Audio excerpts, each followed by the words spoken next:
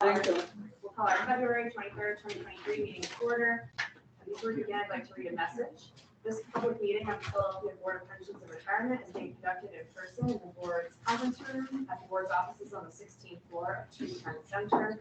Pursuant to section 21-1503 of the Philadelphia Code, electronic recordings of this meeting will be made through Microsoft Teams conference technology and by an audio recording.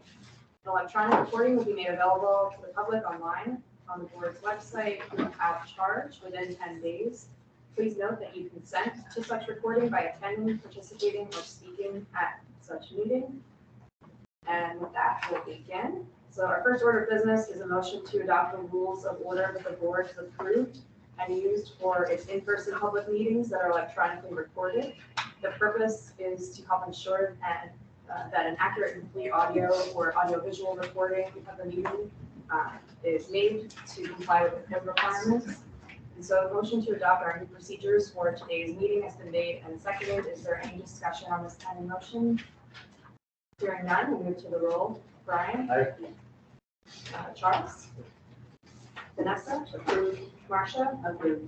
Sherilyn? Approved. Roosevelt? Approved. Paul? Approved. And Carol. Approved. Motion carries unanimously. And before I go to item 2, I just wanted to back up and welcome our new acting city controller, Charles Echdell, to the meeting today. Welcome, Charles. Thank you. Welcome. Welcome. Item 2, a motion to approve the minutes from our January meeting was made and properly seconded. Any discussion on this item? Hearing none. Brian? Charles? Same. Vanessa? Approved. Marcia? Approved. Sherilyn? Approved. Roosevelt? Approved. Paul? I approve. And Carol. Approved. The motion carries 7-0 with 1 noted abstention. Item 3, the motion to approve 111 pension applications and 45 withdrawal applications has been made and seconded. Any discussion on this item? Move to the roll. Brian? Charles? Vanessa? Approved. Marcia? Approved. Sherilyn? Approved. Roosevelt? Approved. Paul? I approve. And Carol. Approved. Motion carries unanimously. That moves us into section 4. 4A, a motion to approve the service-connected disability benefits for Michael Edmonds was made and seconded. Any discussion on this item? I would like to just discuss one thing about, Brian? yes, please. So Dr. Hayworth's opinion, I'm not going to read the whole thing, but what concerns me is that she finds that he's disabled because of arthritis present in his, some medical term, which is critical to doing his job. But she finds that it's chronic and was present when he first started the job. How can she say that? If you go through a physical before you start any job in the city of Philadelphia, any job, you have to get physical. If you clear that physical, you're capable of doing the job. So she can't now go back and state, well, this was there when you got on the job, it's not our problem. And you can't do that. So I disagree with that, and I just want to make that clear. Appreciate that, Brian. Is there any other discussion? Hearing none, we'll move to the roll. Brian? I approve. Charles? Vanessa? Denied. Marcia? Denied. Sherilyn? Denied. Roosevelt? I approve. Paul? I approve. And Carol. Approved. The motion carries 4-3. 4B, a motion to approve the service-connected disability benefits for Brenda Wagner. Oh, I'm sorry, 5-3 for 4A. Thanks. For 4B, a motion to approve the service-connected disability benefits for Brenda Wagner was made and properly seconded. Any discussion on this item? Hearing none, we'll go to the roll. Brian? I approve. Charles? Vanessa? Denied. Marcia? Denied. Sherilyn? Denied. Roosevelt? I approve. Paul? I approve. And Carol. Approved. The motion carries 5-3. 4C, a motion to approve the service-connected disability benefits for Mark Bates was made and seconded. Any discussion on this item? Hearing none, we'll go to the roll. Brian? I approve. Charles? Vanessa? Approved. Marcia? Approved. Sherilyn? Approved. Roosevelt? Approve. Paul? I approve. And Carol. Approved. Motion carries unanimously. 4D, a motion to approve the service-connected disability benefits for Doris Bell was made and seconded. Any discussion on this item? Hearing none. Brian? I approve. Charles? Approve. Vanessa? Denied. Marcia? Denied. Sherilyn? Denied. Roosevelt? I approve. Paul? I approve. Carol? Approved. The motion carries 5-3. 4E, a motion to approve the service-connected disability benefits for Joaquin Gonzalez was made and seconded. Any discussion on this item? Hearing none. Brian? I approve. Charles? Approved. Vanessa? Approved. Marcia? Approved. Sherilyn? Approved. Roosevelt? Approved. Paul? I approve. Carol? Approved. Motion carries unanimously. 4F, a motion to approve the service-connected disability benefits for Ann Margaret Kleinberger was made and seconded. Any discussion on this item?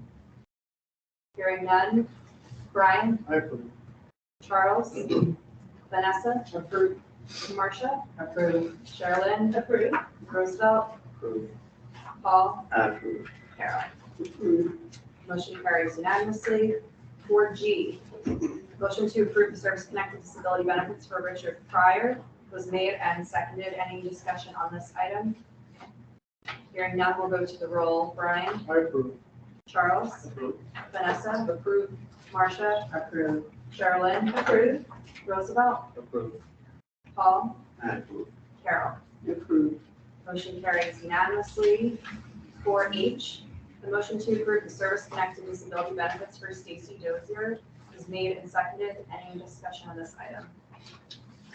Hearing none. Brian? I approve. Charles? Approved. Vanessa? Approved. Marcia? Approved. Sherilyn? Approved. Roosevelt? Approved. Paul? I approve. And Carol. Approved. Motion carries unanimously. 4I, the motion to approve the service-connected disability benefits for Eric Gregory is made and seconded. Any discussion on this item? Hearing none. Brian? I approve. Charles? Approved. Vanessa? Approved. Marcia? Approved. Sherilyn? Denied. Roosevelt? I approve. Paul? I approve. And Carol. Approved. The motion carries 7-1. 4J, motion to approve the service-connected disability benefits for Thomas Jankowicz has been made and seconded. Any discussion on this item? Hearing none. Brian? I approve. Charles? Vanessa? Denied. Marcia? Denied. Sherilyn? Denied. Roosevelt? I approve. Paul? I approve. And Carol. Approved. The motion fails, the 4-4, and to break the tie, the chair will vote to deny, so the motion fails.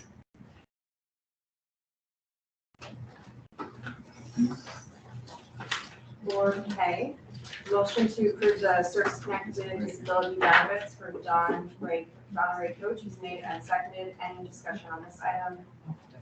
Hearing none, we'll go to the roll. Brian? I'll abstain. Charles? Vanessa? Denied. Marcia? Denied. Sherilyn? Denied. Roosevelt? Abstain. Paul? I abstain. Carol? Approved.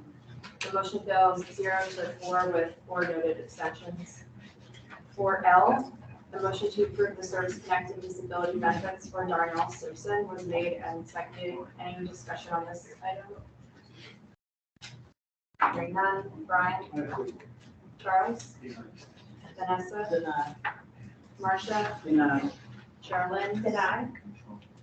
Roosevelt? I approve. Paul? I approve. And Carol. Approved. The motion ties 4-4. To break the tie, the chair will vote to deny, so the motion fails 4-5. For M, a motion to approve the service-connected disability benefits for Raymond Stewart was made and seconded. Any discussion on this item? Hearing none, we move to the roll. Brian? I approve. Charles? Approved. Vanessa? Approved. Marcia? Approved. Sherilyn? Approved. Roosevelt? Approved. Paul? I approve. Carol? Approved. The motion carries unanimously. For N, A motion to approve the service-connected disability benefits for Tariq Mobley was made and seconded. Any discussion on this item? Hearing none, we'll go to the roll. Brian? I approve. Charles? Approve. Vanessa? Deny. Marcia? Deny. Sherilyn? Denied. Roosevelt? Approve. Paul? Approve. Carol? Approve. The motion carries 5-3. Moving to section 5A, motion to rescind drop enrollment for Naima Abdul was made and seconded. Any discussion on this item? Hearing none, we'll move to the roll call. Brian? Charles? Vanessa? Deny. Marcia? Deny. Sherilyn? Denied. Roosevelt? Deny. Paul? Deny. And Carol? The motion fails 0-8. That brings us into old business, section 6. 6A, a motion to approve the application for ordinary death benefits regarding Michael Washington from Michael was made and seconded. Any discussion on this item? Hearing none, we'll go to the roll call. Brian? Deny. Charles? Yeah. Vanessa? Deny. Marcia? Deny. Sherilyn? Denied. Roosevelt? Deny. Paul? Deny. Carol? For 6A. Yeah, I'm off this thing. I'm doing this from this school year. Okay, take a look. The cases are not together, so. And, I know, I'm looking for the case.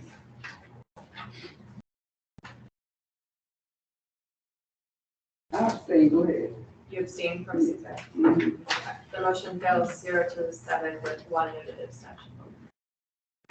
6B, a motion to approve the service-connected disability benefits for Jeffrey Ison was made and seconded. Any discussion on this item?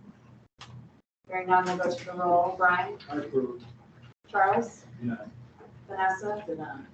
Marcia? Deny. Sherilyn? Denied. Roosevelt? I approve. Paul? Abstain.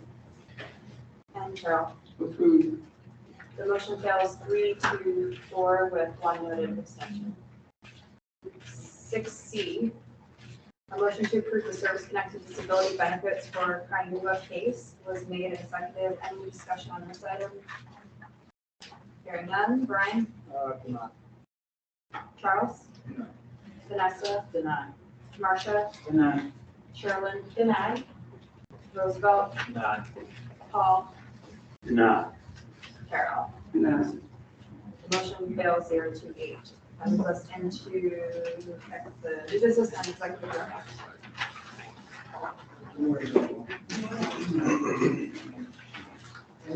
AC Pros Annual Conference, scheduled for May 21st, 23rd.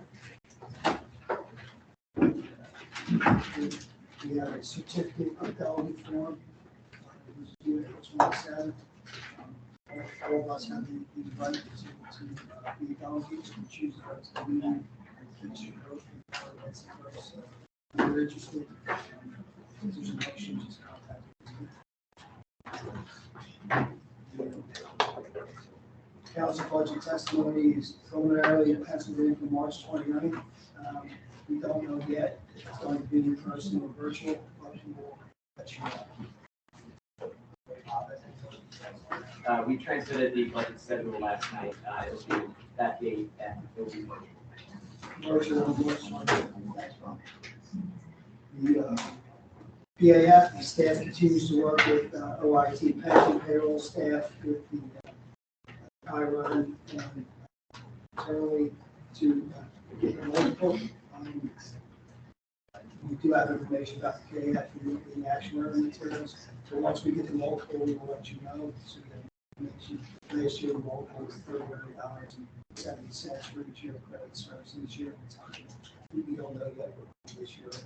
Probably a little bit less than that because remember last year it was a little more than 50%. Yeah, so once we get that all figured out, we'll let you know. But we're still looking at a May, June timeframe, similar to last year. That's where the ASP Women's Forum which was already approved by the board, in case anyone wants to go. Just a reminder, that's March 9th, it's at the Philadelphia, so if anyone is interested in that, contact Elizabeth. The actuary RFP, we're virtually done that, we're ready to look out, start scheduling the subcommittee. Last time, the subcommittee included the controllers, Steve, Jackie, Brian, and the FOPC. I don't know if we want to keep that the same, we can do that, but I'll reach out to the subcommittee in order to do that, to look over the finalists. I also wanted to take a minute just to thank Elizabeth, Denise, Brazilian, and Shay. You know, since we've been going back to a lot of meetings and we're putting together material, creating material, as opposed to just sending it out electronically. So I know it's a lot of work. We've all been doing a very good job on that. So we appreciate it. Thank you. Then I wanted to just, lastly, you're going to hear from the actuary on the actuarial report. You've all received the report. I want to just go over a couple of things that the board should really be proud of and be recognized for. First is the diversity assets under management, 52.83%.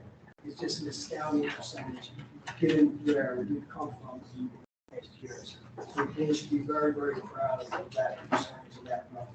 Secondly, since 2016, which we generally refer to as the pension reforms, which is Plan 16, the state sales tax, the additional pay contributions, and the adoption of the revenue recognition policy, this fund has gone up a total of over 13% in that period of time, 6-year period. I was looking at other public pension funds on an anecdotal basis, but then I was able to secure the Master of Public Funds survey, over 150 public pension funds, state and local pension funds. And if you look at the same period of time, in 2016, the average funding ratio went up 2.4%. Of all those 150 funds, ours went up over 13%. Not that we're higher funded than a lot of other public pension funds, because as we know, there are other public pension funds that are very well funded. However, the trajectory of funding improvement over the last 6 years of this fund is unprecedented. There's no other public pension fund that I've been able to find that has the trajectory of funding improvement over the last 6 years that this fund has had. So the board deserves recognition for that, along with the administration, city council, the unions, all of those who participated in the reforms of 2016. And in continuing those things and continuing where we're at. So great work by the board. You should be very proud of that. I think you'll hear more about that from the actuary. So I know we don't always get the publicity that you don't always get the publicity that you deserve. So I wanted to make sure that it's out there and that it's on the public record. That's it. That's all I have. All right, quick question, the TAF, the retirement date would be 2012, June 30, 2012. During 10 years, it's the same criteria as last year that the board indicated that they would like.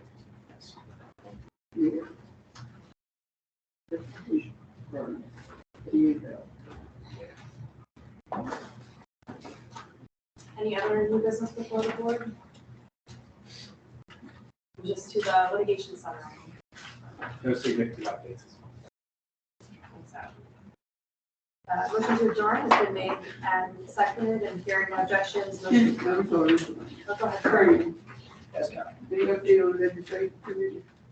Yeah, so Adam and I discussed that today. I want to communicate, and she apologizes. She has a meeting that was unable to miss this morning. So, but she did indicate she's working with the labor and employment folks.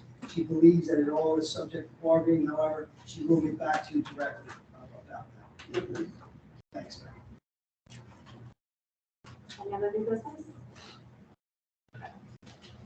Hearing none, a motion to adjourn has been made and seconded. Hearing no objections, the motion carries unanimously, and we'll move into our third portion of the meeting.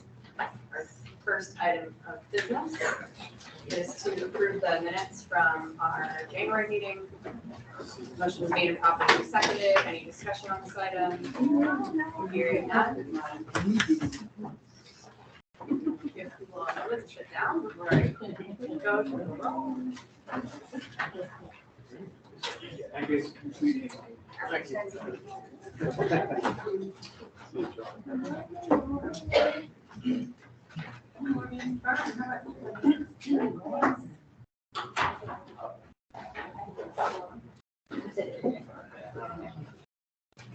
Hearing no discussion on approval of minutes, is claims. I think that's why you trying to come up here. What did you do? Do you want to come here and want me to do it or? Oh, the bird comp, I don't care. I mean, if you want me to, this. All right, come on up. I'll switch with you.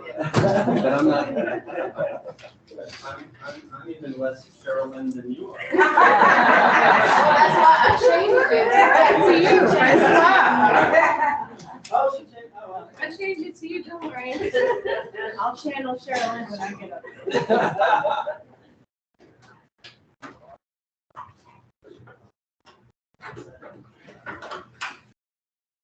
Our vice chair.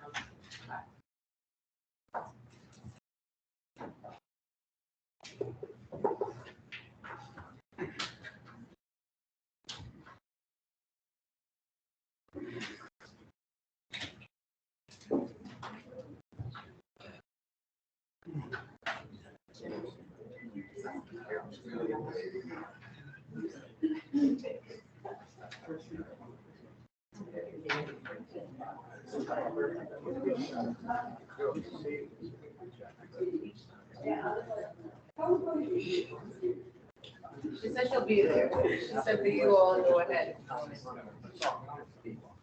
Okay, thanks. Okay, welcome to the deferred comp portion of our meeting. Item 1 is a motion to approve the minutes from our January meeting. That motion was made and properly seconded. Any discussion on this item? Hearing none, we'll go to the roll. Brian? Francois? Approved. Nick? Vanessa? Marcia? Approved. Roosevelt? Approved. Paul? Approved. And Carol. Approved. Motion carries unanimously, and that moves us into item 2. Good morning. Good morning. As of January 2023, deferred compensation plan ending assets was $1,682,755,623.39. That's 4% above the month of December. Total plan participant count is 24,968. That is 55 more than December. Actively deferring is 19,380. That's 24 increase in terms of active participants. New enrollments, due to a lot of the new prioritization, new enrollments was 134 received. Inactive count did go up as folks retired. The inactive count ended in January at 5,580. We report out regarding the activity for Philadelphia Parking Authority. There was 2 new enrollments with 459 participants to date. And in Philadelphia Housing Development Corporation, there were no new enrollments in the month of January, so we have a total of 46 participants. Regarding the 401A plan, as of January 31st, the ending balance is $2,358,133.54. That is 5.7% increase over the month of December, and there are 951 participants, which is 3 less than the previous month. Regarding the call volumes, we did see an uptick in the month of January.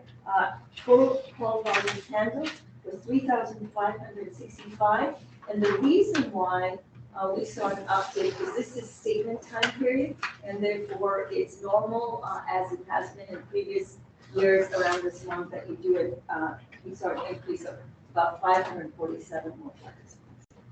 I'm sorry, calls. Online account, 18,547 participants. set up an online account.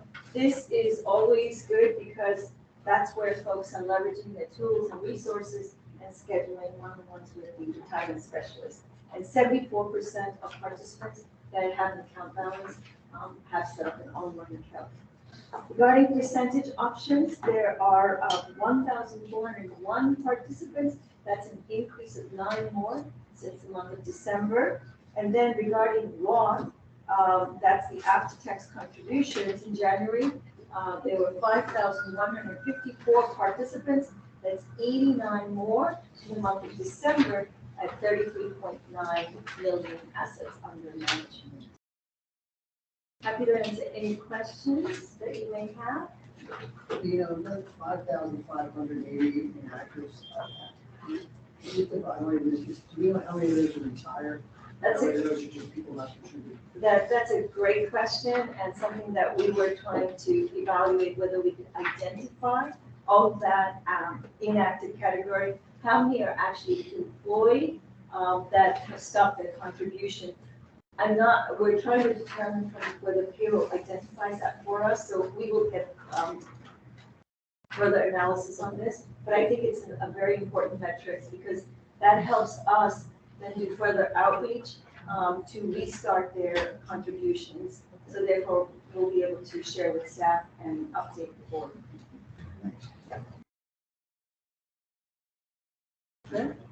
Good morning, everyone. As far as local, the activity of the local service team, they had 202 individual consultations for the month of January, 27 group events with 510 total attendees.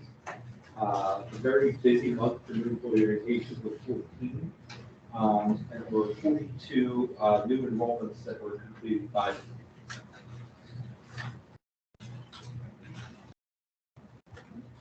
Thank you very much. Any questions for you?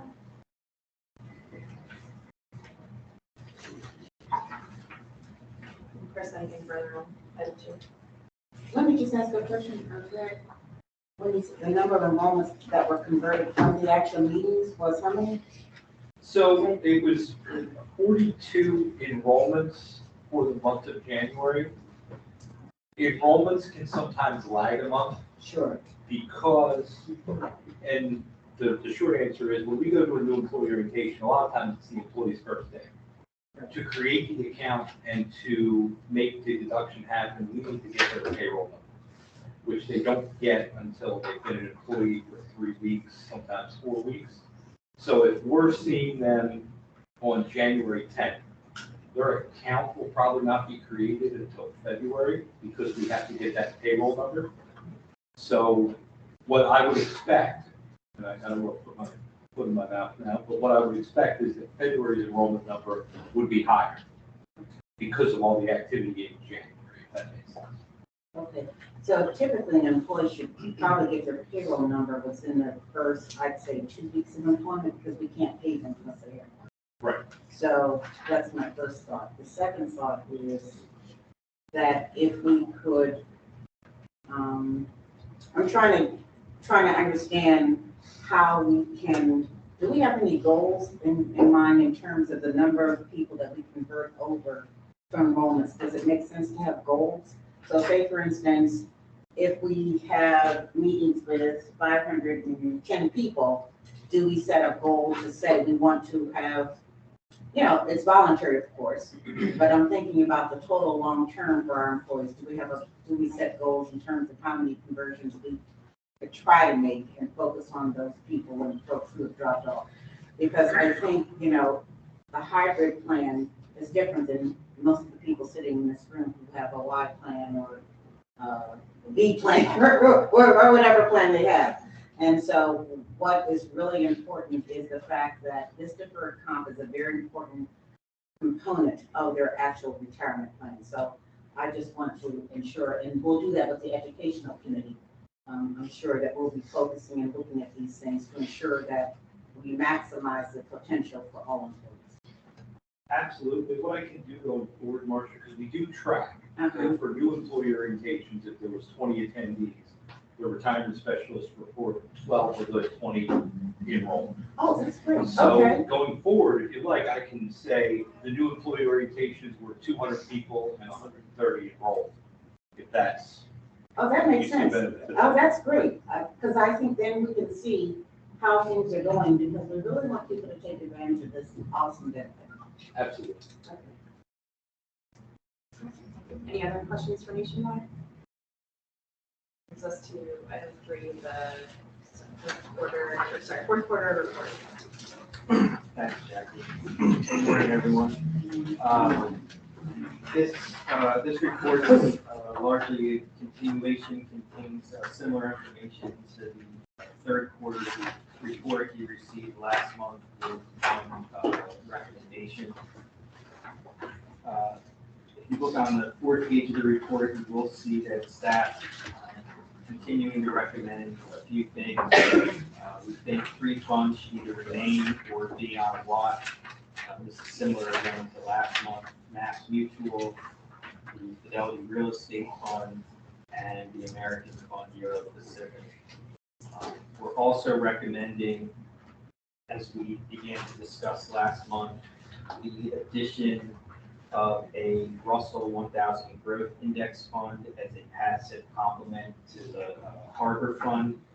We also believe Harbor should remain on watch, and if we don't begin to see improvement in performance over the next 3 to 6 months, it's likely that staff will recommend a replacement for them as well.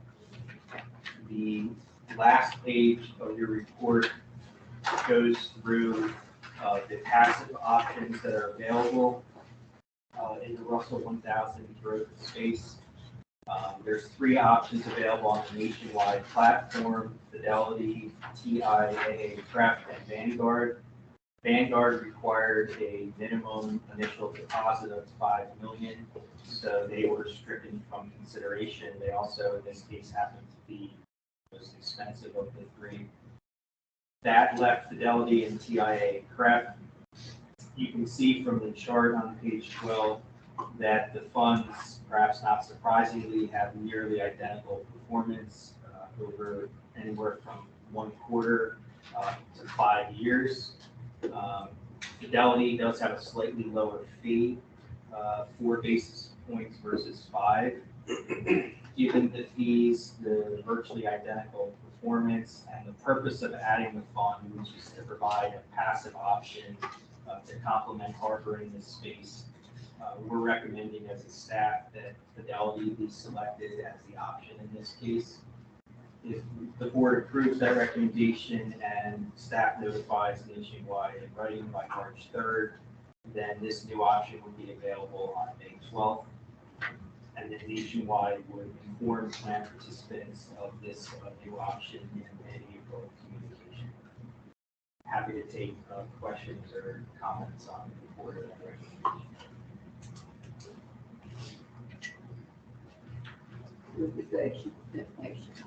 Yeah, we would need a motion to add Fidelity to Russell 1000 growth space. The money board have a motion for staff's recommendation. The motion was made by Carol and properly seconded by Francois to accept staff's recommendation to add Fidelity. Is there any discussion on this pending motion? Hearing none, we'll move to the roll. Brian? Francois? Approved. Nick? Approved. Nessa? Approved. Marcia? Approved. Sorry, Roosevelt? Approved. Paul? Approved. And Carol? Approved. Motion carries unanimously. Thank you. Thank you, Chris. Motion to adjourn our deferred comp portion of the meeting has been made and seconded. Any discussion on that item? Hearing none, we're adjourned. We'll move to the investment.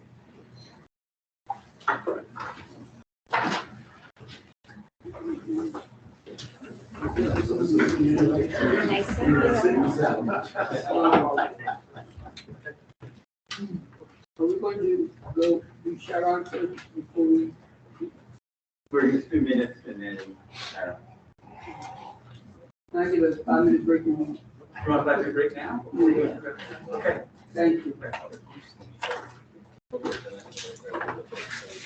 Meeting of the year.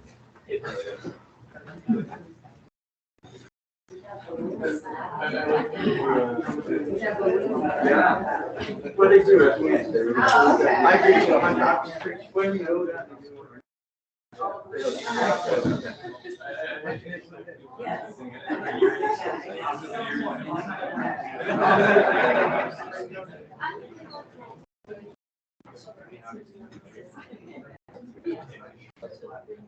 Oh, people don't understand.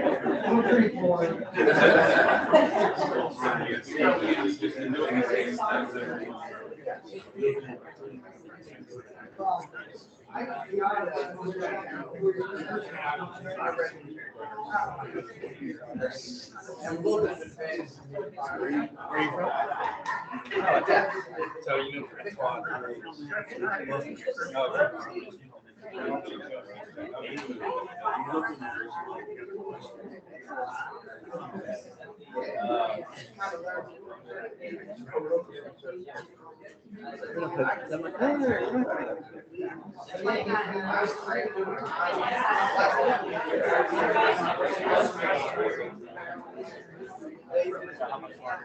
How far?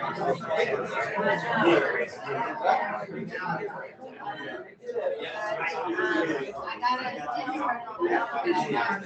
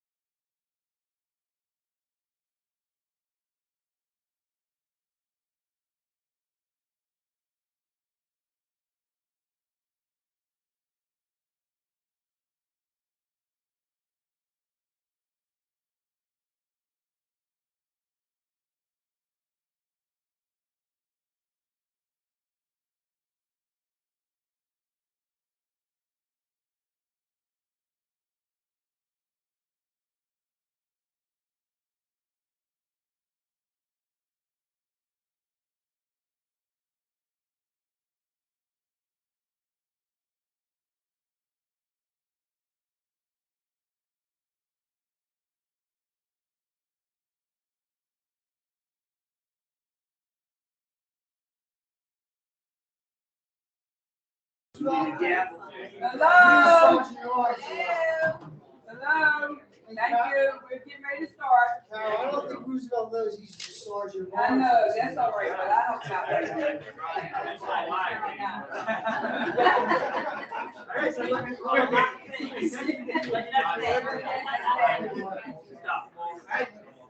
We're now in second. First item is approval of the January 23rd minutes. Is there a motion? Make a motion that we approve the minutes from the January 23rd investment committee. I second. Moved probably seconded. I will now call the roll. Diana? Approved. Brian? Nick? Approved. Vanessa? Approved. Marcia? Approved. Roosevelt? Approved. Paul? And Carol? Approved. Thank you all. That motion carries. And we now have the most exciting moment of the year. Tyron will give his presentation. I don't, no pressure. I always appreciate the nice introduction. Present. Start in number.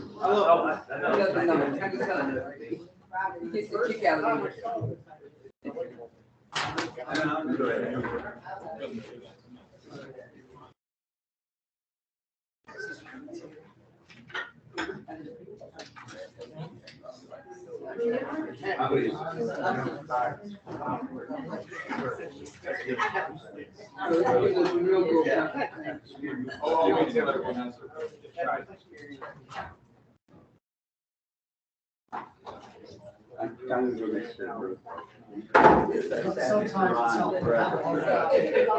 all.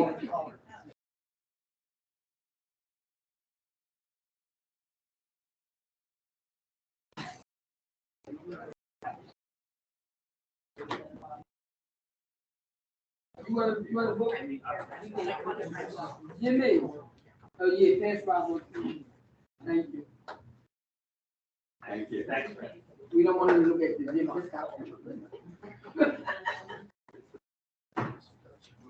Whenever you're ready, Greg. Good morning, everybody. It's a pleasure to be back here. It's the first time we've been back in 3 years since pre-COVID, so it's nice to be able to present in front of all of you. It's a little easier. We got presentation up here. We have interactive P-scan, so I think that makes it a little easier to do it in person.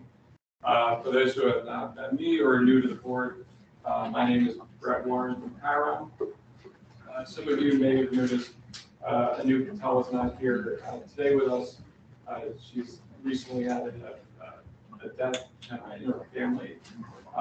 So we obviously wish her the best during this time, but she's not with us. Yeah, Brett, please let her know that she's in our club.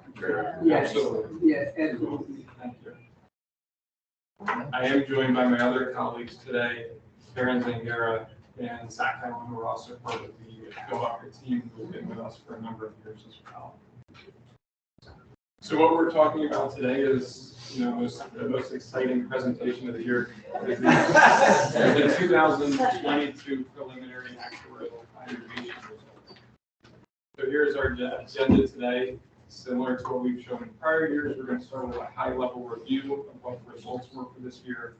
We're going to back and look at the historical review, look at some trends that got us to this year, which gets us into the preliminary results for 2022. We do our discount rate discussion. That's something we discuss with the board every year in terms of investment rate assumption. We then move into our stress testing or our P-scan projections, which will go into our live model. And we have a couple other agenda items we're going to touch base on. PAF distribution, there was a distribution last year, another expected distribution this year, so we're just going to provide a quick update on that. And then finally, revised actual standard of practice number 4, which we're going to touch base on as well. So with that, we're going to move into the overview, starting with the assets. So the market return for the year was lower than expected. Was negative 6.46% for the year. That lowered the market value from 7.35 million to about 6.9 million. As a reminder, what the year before, 6.9 billion. As a reminder, last year. That would have been a little bit. It was 6.9 billion. As a reminder, last year the return was over 28%, so there was a significant return last year. So on an actual basis, we do smooth out these gains and losses each year. As we know, the markets are going to be a bit volatile. So we smooth out those gains and losses over a 10-year period. That helps smooth out the assets. It also helps lessen the volatility on the contributions from year to year. It's a lot easier for budgeting purposes when we can project smoother, more of a level contribution than something that is very volatile.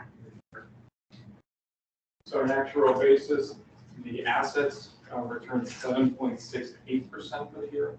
Again, that's the smoothing mechanism. So we see an increase in the assets there of 6.6 billion to about 7.2 billion for the year. Because of the return there, we recognize about a $27 million gain for the year. And when we compare the actual assets to the market value, we're now seeing that the actual value is slightly higher now at about 103.9% versus 90.3% last year. So a reversal from last year, and that's something we're going to expect as markets are volatile in years where there might be lower than expected. We're going to see actual assets above and vice versa. And so can you talk about the window, the acceptable window for that? So the acceptable window is 20%, so it has to be between 80% and 120% of the market value. So we're still within that corridor on a market actuarial basis. Okay. Yep. On a dollar amount, so the actual value of assets was about $715 million higher last year than the market value. Again, a reversal this year, it's now $271 million above. So it's about a $986 million difference from last year. And essentially what that means is we have $271 million that we're going to defer to future years for future, defer the future investment losses. And then finally, with the lower than expected returns, there's no additional PAF transfer this year as there was a PAF transfer last year. That was going to be done over 2 years, which we'll talk about later. When we look at this on a liability standpoint, we do the same thing. We project what the liabilities are going to be from last year to this year. So when we compare what the actual liabilities were to what they were expected, they're about $79 million higher. So that equates to a loss on an actuarial standpoint. As a reminder, the system now has over about $12.5 billion in liabilities. So when we're talking about the grand scheme of things, it's still $79 million, but it's about 0.6% of those liabilities. So still a relatively small number in perspective of the entire piece. In addition, there was board adopted assumptions for this 2022 valuation. As a reminder, we were here last March for our experience study meeting. So some of the assumptions that were adopted below included the demographic assumption changes that increased the liabilities by about $100 million. That's very similar to what we projected when we did the experience study last year. And then finally, the board adopted a 5 basis point in the investment return reduction to 7.4% for this valuation, which equates to about a $58 million increase on the liabilities. The next chart we're going to take a look at here is the funded ratio, and this is an actual value of assets over our liabilities. And here we can see that the funded ratio has increased from 54.9% last year to 57.6% this year. Here we're showing the reconciliation of how we got from last year to this year. The experience study gains and experience gains and losses, that's on the assets and liabilities that I mentioned, a slight decrease of 0.2%. The assumption changes on the previous page that decreased the funded ratio by 0.7%. And then here we get into the pieces that are increasing the funded ratio. Progress of the RRP above the MMOs, that's had a significant impact, as Brandon pointed out earlier today. That increased funded ratio by 1% this year. The system has continuously contributed even above the RRP when they can. There was another $38 million contributed above the RRP this year. That increased the funded ratio by 0.3%. And then finally, the continuous pay down of that unfunded liability, we expect that to increase by about 2.2%. And that gets us to our 57.6% this year. And I do want to point out that that's the highest it's been for this system since 2004. We're going on almost 20 years since we've had 57%. And also another We've reminder. gone up like 13% in 5 years. Right. And also back then, the investment return assumption was much higher, looking at closer to 9%. So you even would have a much more significant increase over this time. We could be 100% funded if we change the earnings assumption. In the perfect world, we could do that. That might be a question for the investment consultants.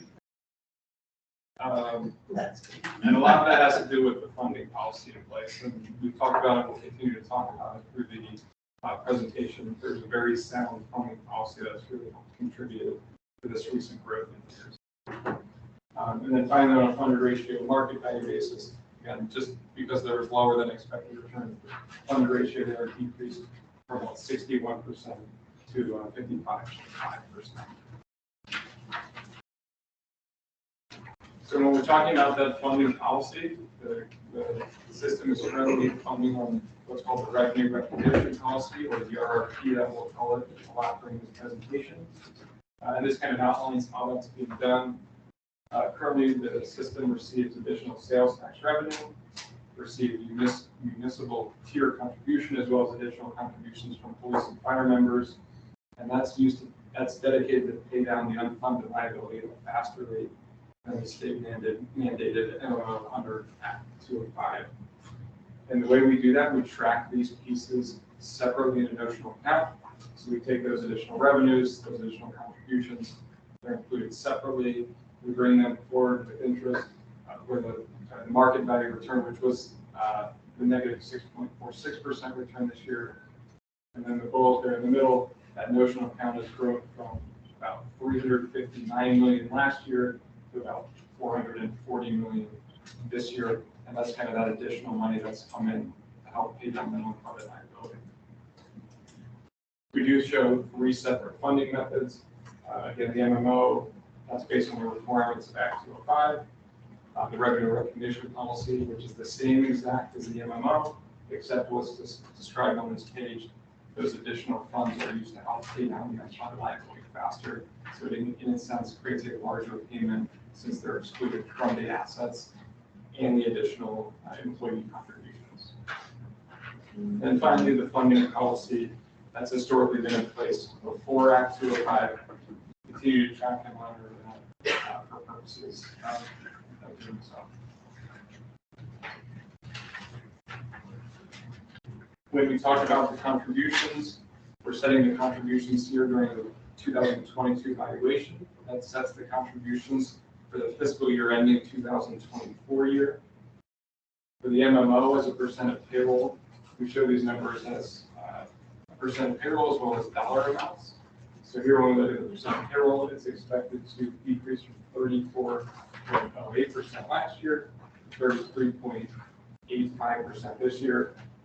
When we look at the RRP, which the city is currently funding on, that's projected to increase from 37.28% of payroll to 37.43% of payroll.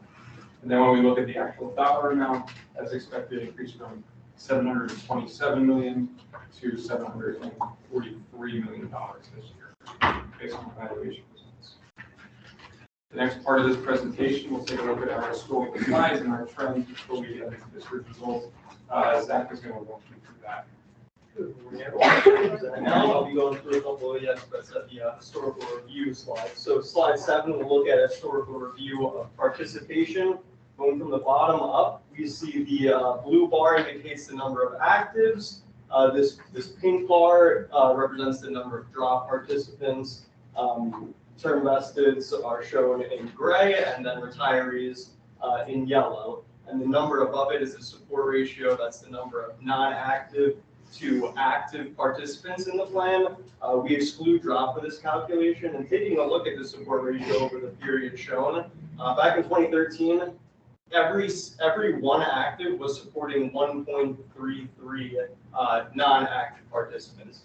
So this support ratio is a measure of plan maturity. It illustrates that the revenue supporting the system is proportional to the number of actives within the system. So over this period, you saw the support ratio trend down until 2020, where it gets to 1.23. And in the past 2 years, primarily as a result of COVID, more people terminating, more people transitioning to a retired status, that support ratio has come up to exactly what it was in the beginning of the period, where you have 1 active supporting 1.3 inactive participants.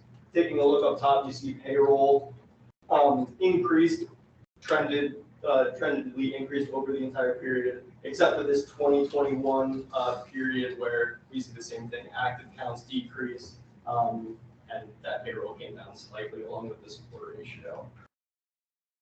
Moving along, we take a look at the support ratio of the system compared against the public plan database. This is a database filled with 150 to 220 public pension plans, depending on the year, and it represents about 95% of the assets and participation amongst public plans. So taking a look over this period, at the beginning, support ratio at this higher level above the 95th percentile among other plans, but as plans over time have grown more mature and the support ratio has increased on average, the system has remained relatively stable and is now closer to the 75th percentile of support ratios among plans in the public plan database. So other systems are actually seeing even more dramatic versions of what we saw in the slides before this? Is that what that means? Yes, yes. So as plans support ratios are just generally increasing as time goes by and more people are transitioning into retirement, maybe they don't have as many actives replacing that workforce, their support ratios have just increased on average, and the system has not followed that trend, which is a good thing for the system because we want more actives to be able to support all the in-pay participants and have that revenue support. So moving along to slide 9, we show a historical review of annual cash flows. You'll see the contributions coming into the plan shown by the green bars, the benefits and expenses being paid out by the plan with the red bars, and the net cash flow with the gold bars. We also show investment income with the blue bars, which can be positive or negative depending on market experience. But for the purposes of showing this net cash flow, we don't include that investment return. And then the black line, which is corresponds with the right-hand axis, is the net cash flow as a percent of the market value of assets.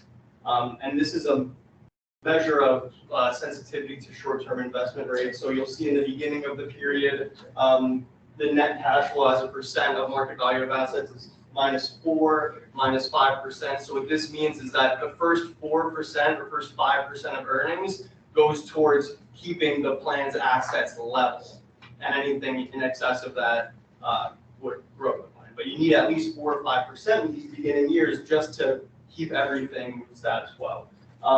You'll see in a very short period of time, from 2016 to 2018, this net cash flow as a percent of market value of assets has increased pretty significantly, up to around or above 0 starting in 2018. So this means the plan has experienced a positive net cash flow for this period starting in 2018, and a lot of thanks to that is because of the implementation of the RFP and paying contributions at a higher level. And not many plans have been able to achieve this positive net cash flow, as we'll see on the next slide. So this is the same sort of exhibit where it shows the system's net cash flow rate compared against this public plan database. You'll see for the entire period shown, the average net cash flow rate among plans in this public plan database is below 0. So your average plan does not have a positive cash flow. And the system, as of 2018, has experienced a positive cash flow, which is a really good thing. It allows these assets to grow. When you don't have a positive cash flow, when you have a negative cash flow, you have to pay the portion of benefits and expenses out of investments that the contributions don't cover. So you continually have to take money out of investments just to pay your benefits and expenses that have to go out every year. So starting in 2018, that hasn't been the case. All the contributions have been paying for all the benefits and expenses, and in some years, you even have a little bit left over to put into the assets and allow the assets to grow more freely.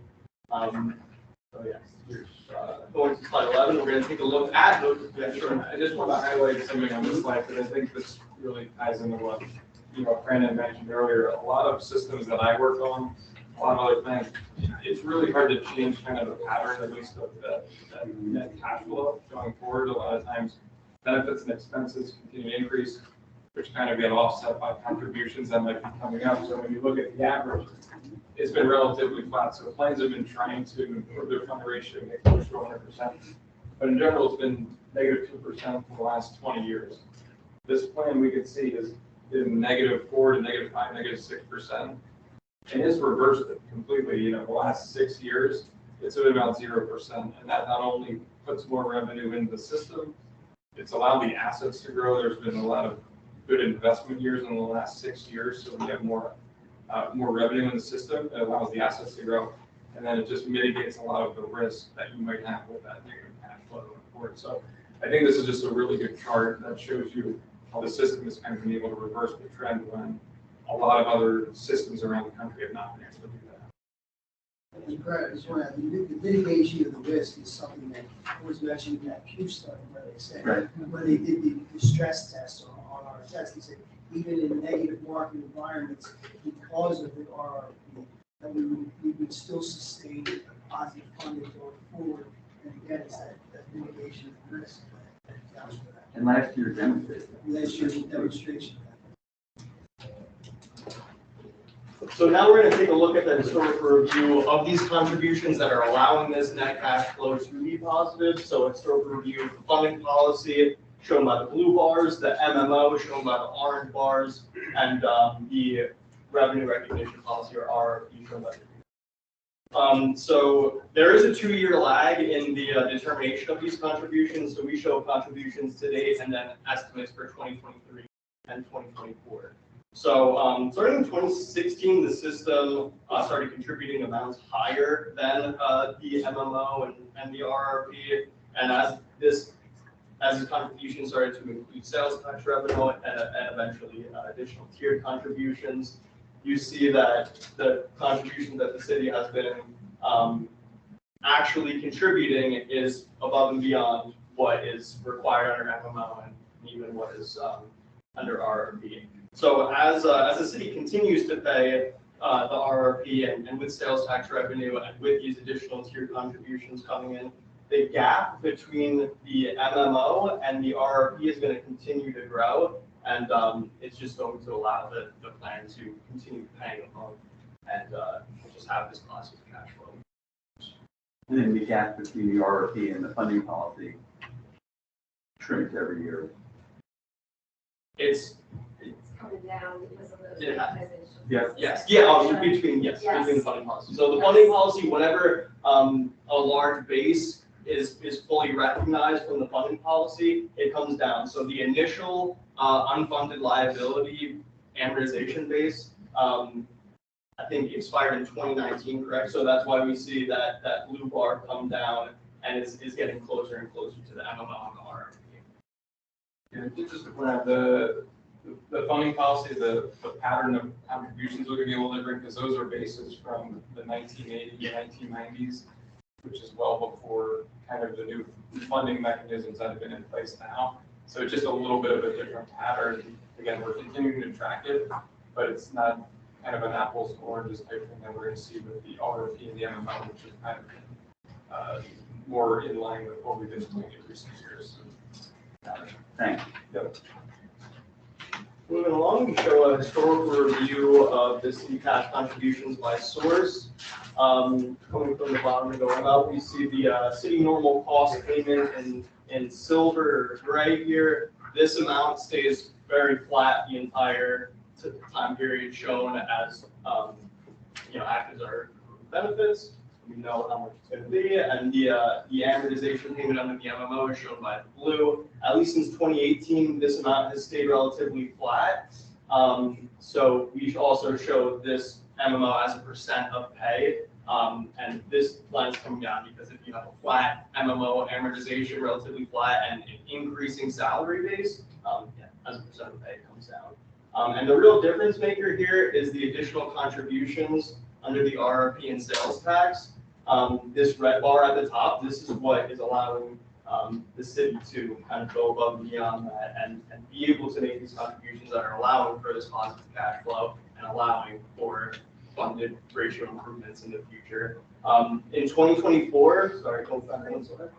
In 2024, this amount of the additional contributions is expected to be 160 million. So based on projections from sales tax revenue and also the additional tier contributions. So this amount is really going to safeguard that positive cash flow and allow assets to grow out into the future as long as it's still being contributed. To follow that, can you go back? Yeah. We're not gonna end with that comment. It is. Ryan, just to comment on the unfunded liability. I do. No, I should say thank you to the finance director and this board for actually realizing and addressing the problem, which is gonna cause a tick up, has caused. But that gray bar, for anyone new at the table, and we've met with a lot of candidates running for mayor coming through city council, I can tell you they do not understand. I welcome city council to come over and learn a little bit more about this stuff. I mean that. I think one of the biggest bills they deal with is this. They don't fully understand it. That gray bar represents the normal cost, which is when we pay off the unfunded liability, which we're projecting. I won't ruin the final chapter here. Spoiler alert. That's going to happen in the not too distant future. The city's contributions will be the gray bar, which is roughly 92, 94 million, right? Yeah. So that the 160 million, which is why we're not going to end with that. It sounds big, and anyone who's watching is going to think, "Oh, that's paying off a debt. It's paying Exactly. off unfunded liabilities for the cities that were made many years ago." We'll leave it at that. We're going to get there pretty soon, and I think you're probably going to touch on that. And it's going to drop the city's contributions below, total contributions below $100 million on a consistent basis. Exactly. So everything above this gray bar is paying off debt, like you said. And then once that debt is fully paid off, the contribution will come down to just be this gray bar, which is a very small amount relatively compared to what is being paid today, and is a much more stable amount based on what benefits are accrued during the year. It's general fund money, which opens up all kinds of Right. So we are, opportunities. Thank you for that. we are doing something to help future generations. That's the point I wanted to end on, not the, we're spending money, of course we are. Thank you. But, Just to also say, the good news also as well, the amortization payment that you mentioned, because of this, it's no longer going up. We can see that it's now right in the flat line, right? Which it's hard is to get over something the we hump. were trying to stop from doing. If you look at the previous 10 years, you probably noticed that we continue to go up. We've now stopped that from happening. And, that's part of the city of keeping that where it is. No, we get a lot of people, a lot of organizations who put that book. Thanks. No, thank you. Moving on, we're going to show the historical review of assets and liabilities. So we show the actuarial liability with the gray bar, the market value of assets with the blue line, and then the actuarial value of assets with the green line. The actuarial value of assets, again, is smoothed investments, gains, and losses over a 10-year period. So we see from 2013 to 2018, kind of trending down, relatively flat, but then 2018 is when that positive cash flow starts, and you really see the funded ratio begin to improve. So 46 to 49, and eventually in 2022, we're at 57.6% funded. So a really good improvement over just a short period shown. And this is all during a time when the discount rate has been decreased in action that increases liability. So if you were to look at this exhibit with 7.4% discount rate the entire time, the improvement would look more pronounced. Instead of starting at 47 going to 57, it would be more like 43, 44 going to 57 if it was all at 7.4%. And where would the 2016 be, the low point? What would that have been? It's about, would you say, like 3 percentage points for this? In 2000, so what was the question? In 2016, if it was a 7.4% discount rate, what's that lowest funded ratio that we would have been at? I would say Probably 40. 2 to 3%, Yeah. 3% loan. Yeah. Yeah. Yeah. So really, apples to apples, the Huntington's kind of more like 15-16%. Exactly, yes, when you strip away the Five- discount rate 5 years, changes, yeah. it's more pronounced. Yes. Here we show a historical review of asset returns, the market value with the blue, the smoother actuarial value with the green compared against our asset return assumption. Basically, this is intended to illustrate that this is why we, first of all, use the smooth asset values when calculating the funded percentages, and that's why we use that, because, again, less swings, less volatility. People don't really like surprises, and it also illustrates that in a given year, you're probably never going to hit your return assumption spot on, but over a period of time, you hope to get pretty close. So the geometric return of the market value of assets during this period that we are showing here from 1995 to 2022 is 6.91%. Down a little bit from last year was 7.44%, which was really, really close to that discount rate for the year. But again, with a minus 6.46% in 2022, it brought those averages down just a little bit.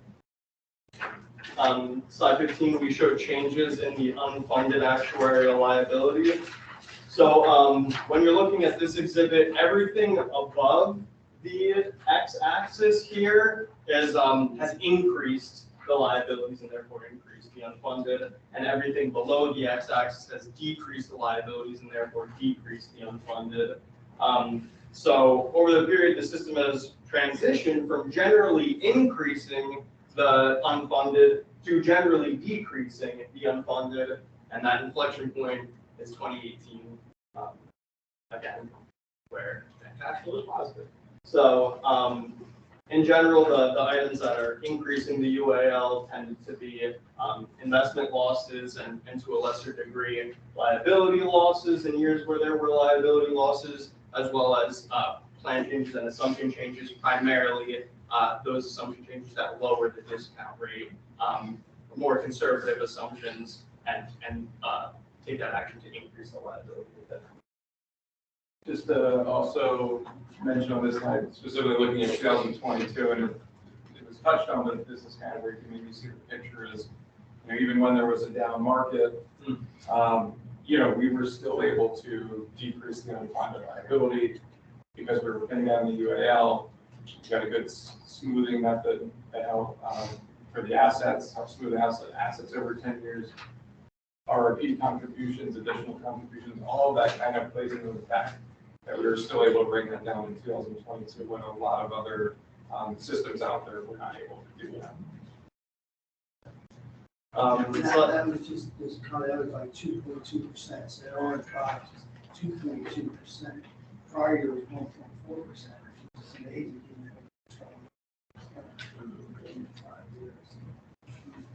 Having done the URLs is Absolutely. So on slide 16, we show historical impact on funded status from liability changes. So again, above the x-axis increases liability and then in turn decreases the funded status, and vice versa. Things below the x-axis decrease the liability and increase the funded status. So we basically are showing that the majority of the funded rate, the funded status changes are from assumption changes, and this has primarily been lowering the discount rate just to a more conservative assumption, to where we are now at 7.4%. Here we show last year, like 54.6 to 57.6. You added that 1.1%, that's in this last box here. That's taking over. So that's what we're robbing, and put that in there, it would be even more dramatic to take away all these neon green box percentages.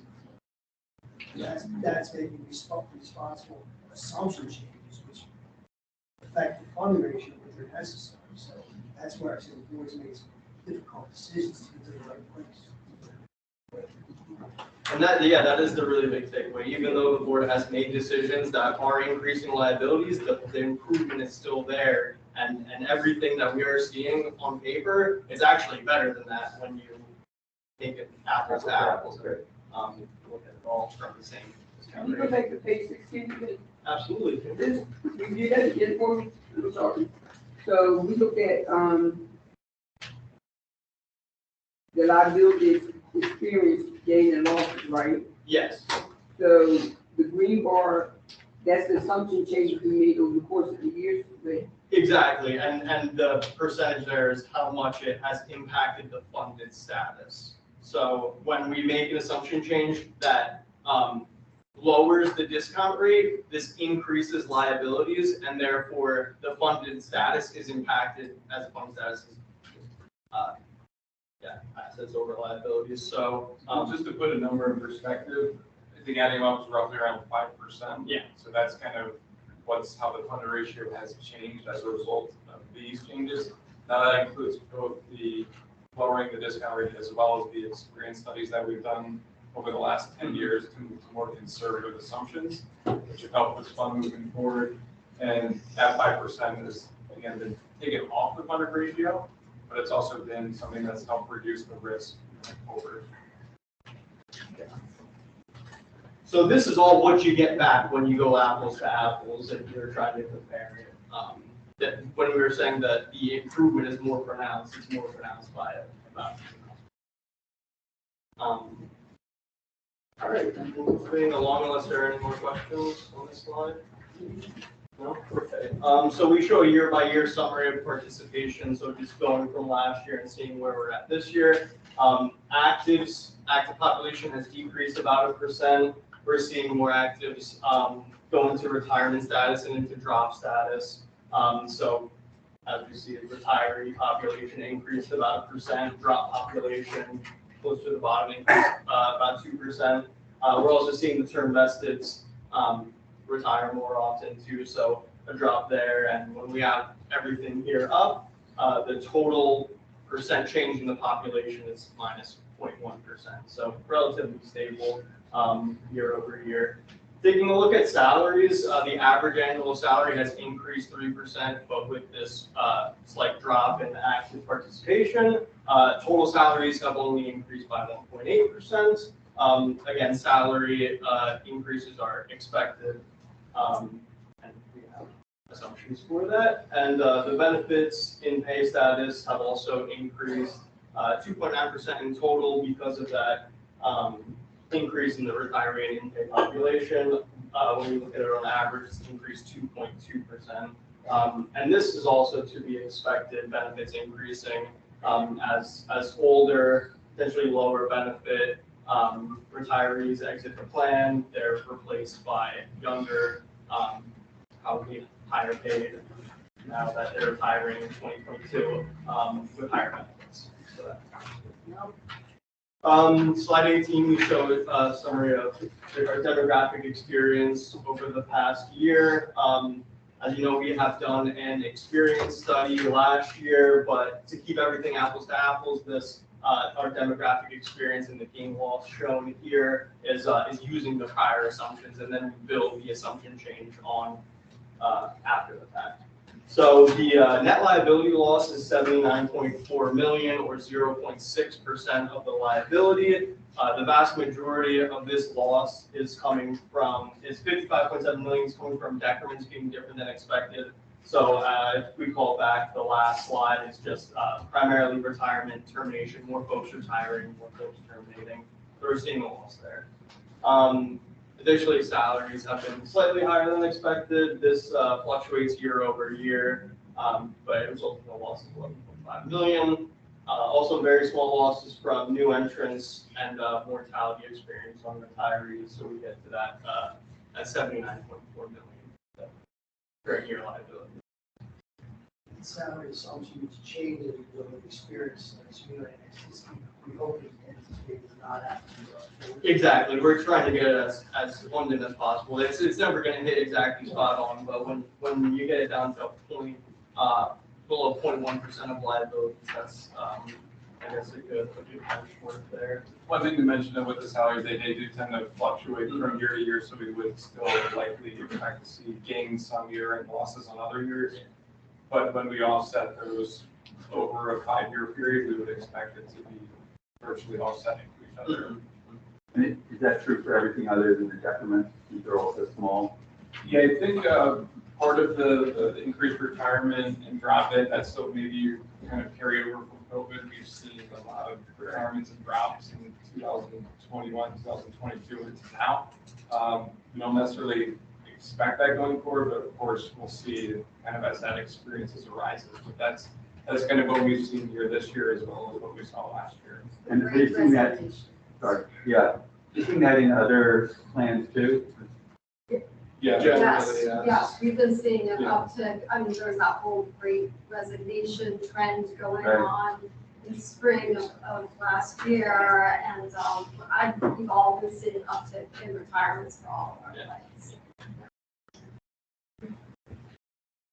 Alright, so here we show a summary of the financial experience. So investment returns for fiscal year end 2022, we've shown these numbers. So market value return minus 6.46%. Actuarial value of assets return 7.68%. Again, this is still positive because it recognizes a portion of those recent gains like we saw last year.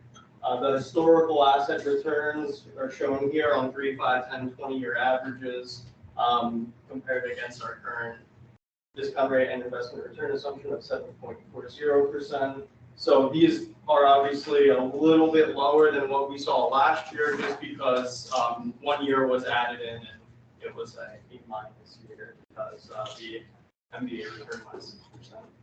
We also show that drop account balance represents 2.26% of the market value of assets as of July 1, 2022. Up slightly from last year, it was 2.13%. So this is just used to illustrate that in a hypothetical scenario where every single drop participant were to withdraw the entirety of their account balance, assets would drop by 2.26%. And if there's no questions here, I'm going to pass off to Karen for the next couple slides. Good morning. Morning. So I'm going to be going through with you the math details around everything we've presented so far. I'm not going to read every number off of these pages. I'm going to give you the broad brush strokes, okay? So this is giving you the calculation of the actuarial value of assets. This is the smoothed assets that we use to determine their contributions. We use the market value of assets at the beginning of the year minus the PAF account. That's a 6.9 billion. Then we look at the investment gains and losses over a 10-year period. We do a 10% recognition of those gains and losses each year. You can see this past year, we have a $1 billion loss. You can see from the prior year, we had a $1.2 billion gain.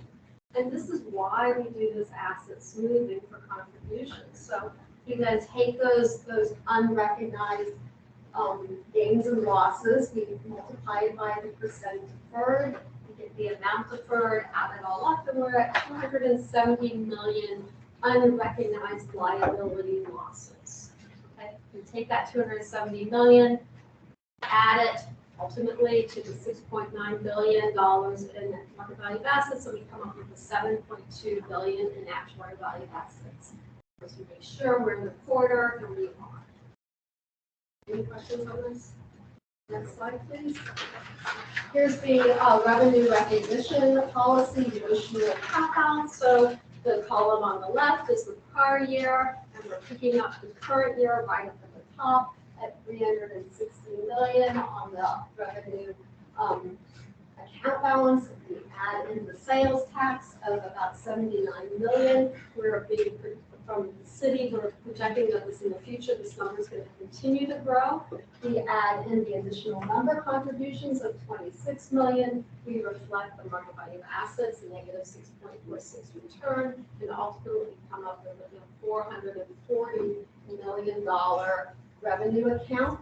And then to get the actuarial value of assets that we use to calculate the RRP calculations, contributions, we subtract that revenue account from the $7.2 billion to come up with the 6.7 billion for the RRP.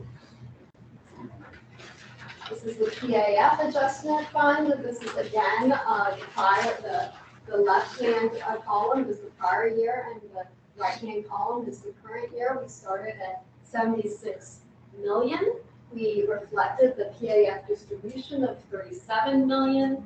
We reflect the interest, the return on assets during the year, and we come up ultimately with a PAF account balance of 34 million at the end of the year. We then check to see what the return on the 5-year smooth assets are, to see if there's going to be an additional transfer, and that return was 7.7%.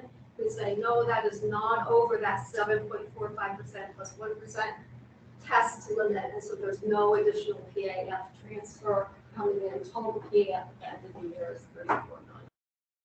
Questions? Slide, please. This is a little bit different. We talk a lot about the actuarial liability. These are the liabilities that have been accrued to date. This slide takes a little bit different view on it. It's saying right at the top, the present value of the future benefits. That's the actuarial liability, okay, the 12.5 billion this year. But it also adds in the projected accruals for the active participants in the plan. And how do we project those out? Well, we use our assumptions on decrements and how long people are going to be in the plan and what they're going to accrue in the future. So you see here the present value of future benefits that increased from 13.8 billion to 14.2 billion. And then because this is a projection into the future, to see how that compares, we don't just look at the assets today, we just don't look at the market value of assets, but we also look at the future resources as well. The future normal costs coming in, and the future amortization payments coming in, the unpaid for the unfunded. And you can see we flip from a surplus of 715 million to a deficit of 270 million. That might give you pause, but remember that 270 million is really also viewed as the unrecognized asset gains and losses that I showed you a few slides earlier. So over time, that will be recognized.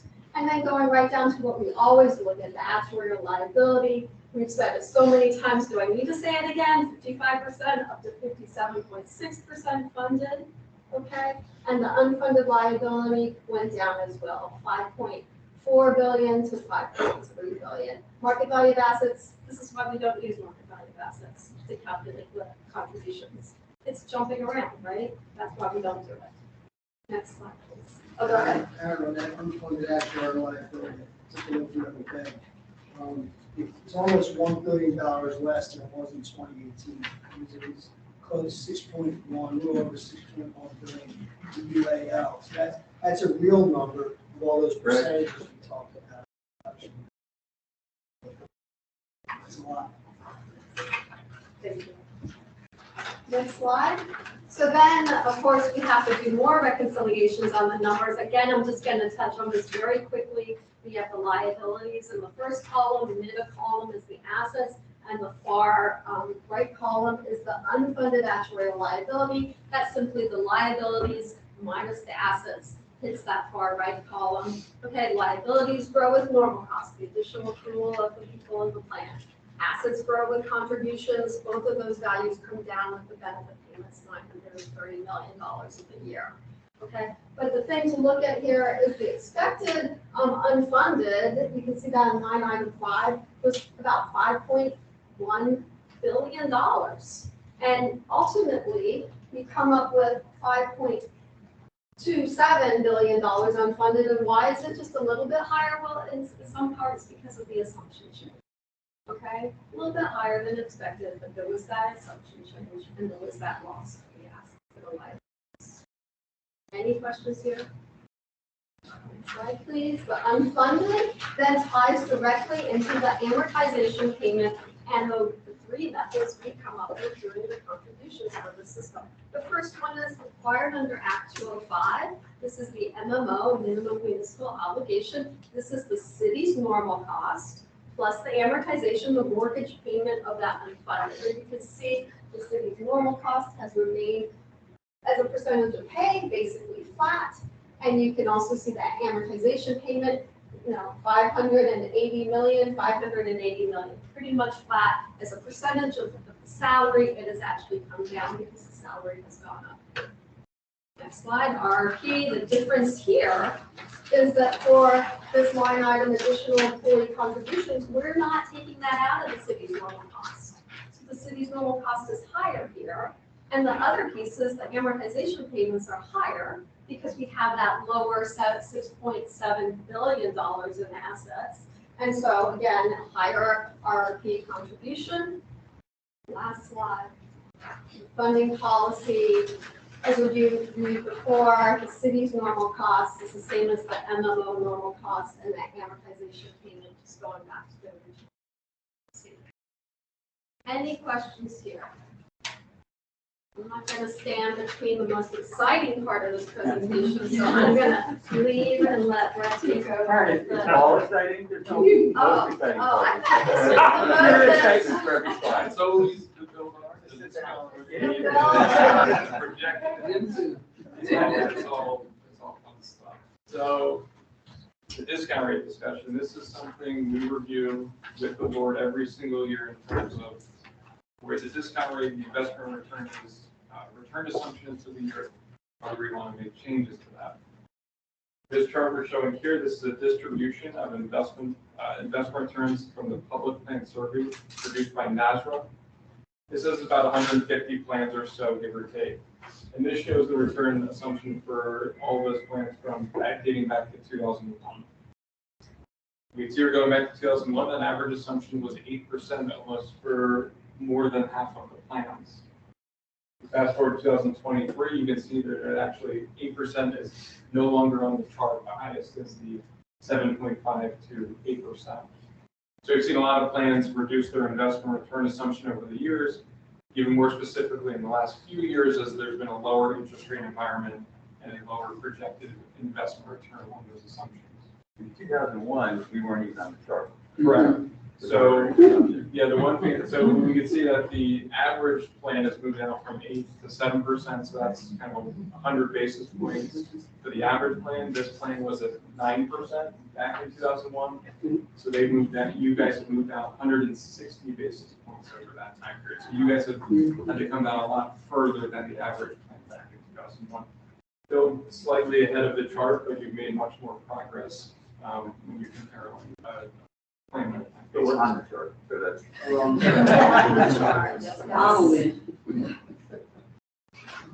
So when we speak about discount rate, you can't do that without, talking about the risk and reward for pension plans. The discount rate tends to vary on a plan by plan basis. It's not necessarily an apples to apples comparison. Just looking at that chart doesn't exactly paint the entire picture. This system has implemented a strategy of the board specifically of making small incremental changes each year. Generally, the path has been lowering the investment assumption 5 basis points over the last 10 years, which is what this board has done. Because a lot of times when you change those assumptions, it does increase the contributions. So, and a lot of things you have to take into account are budgetary concerns. If you were to move down a significant at a significant rate for the investment return, that would significantly increase the contributions. And in terms of budgetary purposes, the system, the board, we want to be able to make those contributions. So it's something kind of a balancing act of that risk and reward. And the other thing we always like to touch on here is, since the system is depending on the RRP, that's at a much higher percentage than the MMO. That's obviously not reflected in the discount rate chart, but the system is already contributing at a much higher rate than what we already need to do. So these are some things that are, that we need to talk about, but they're not obviously shown on there. Obviously there are systems that may not be paying their full amount, so even though they may have a lower discount rate assumption, they may not be paying that full amount. The system has been obviously paying that plus more in recent years. So these are obviously things we take into account as the entire big picture of all of this. So, why do we lower the discount rate? So this helps kind of the risk profile for the system. Usually we periodically review and update the asset allocation, which helps you move maybe to less riskier assets, less riskier exposure. And by doing so, we increase the probability of meeting our discount rate and investment return. So that's kind of the reason why we look at this, and we tend to sometimes lower it as it decreases the risk going forward.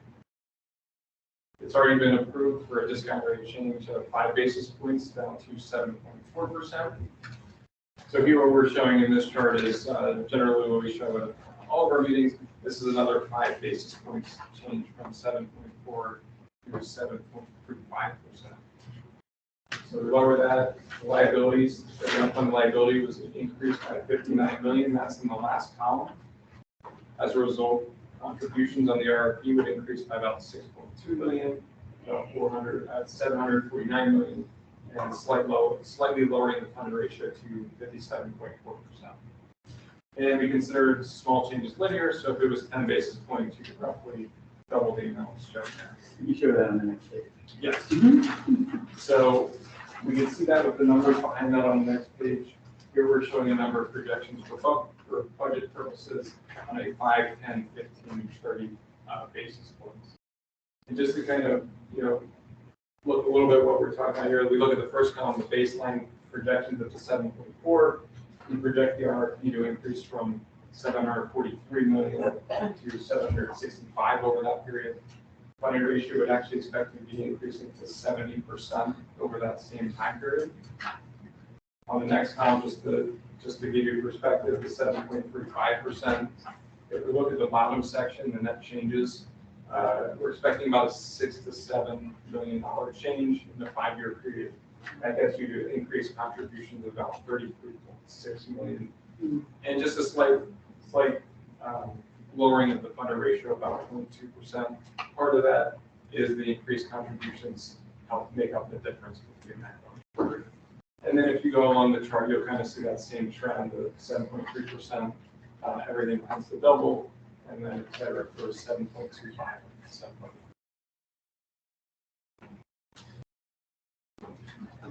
So moving into the next exciting part of the presentation, as everything is exciting, we're going to be looking at our P-scan projections. So this is a baseline projection based on the MMO funding policy of the next 25 years of funding progress. The top chart we're taking a look at is the assets and the liabilities. The liabilities, those are shown in the gray bars. We do expect those to continue to grow over time as active members continue to accrue benefits, more members continue to move into payment, so we do expect that to move up moving forward. We show the two sets of asset values, the market value and the actuarial value.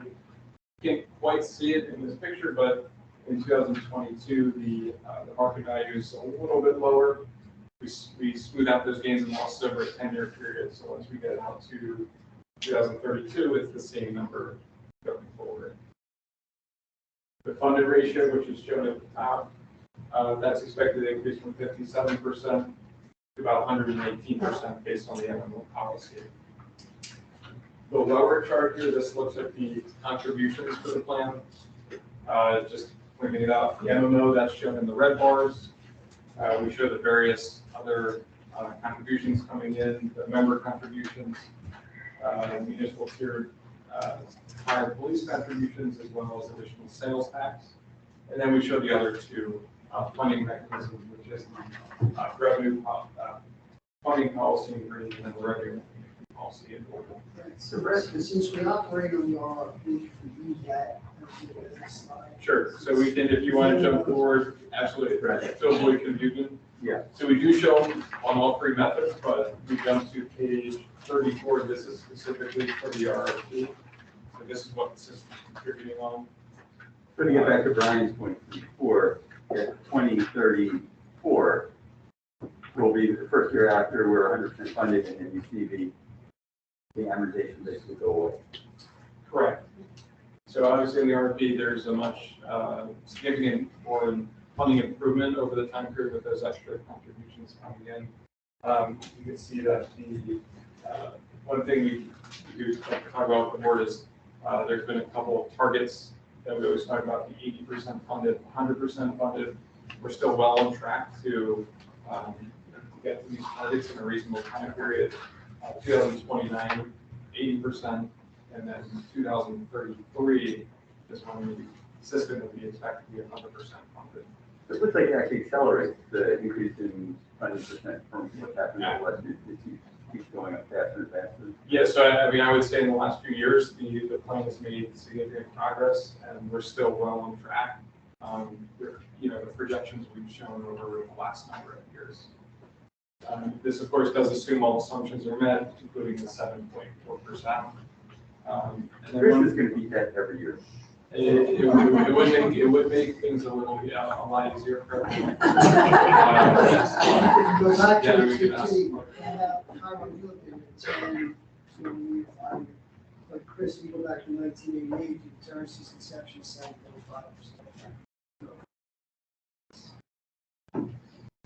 Well, 7.3, I think. And 7.35. One last thing to point out, obviously, once the plan becomes 100% funded, for budgeting purposes, we're assuming that it's continued to be paid on the RRP, and that's why you're kind of seeing a significant jump after it's 100% funded. You know, it's likely that the board system kind of reviews the funding policy at that point and maybe adjusts, you know, the additional contributions or sales tax coming in. But that's why we're seeing that continued progress once we reach 100%. That's still in place.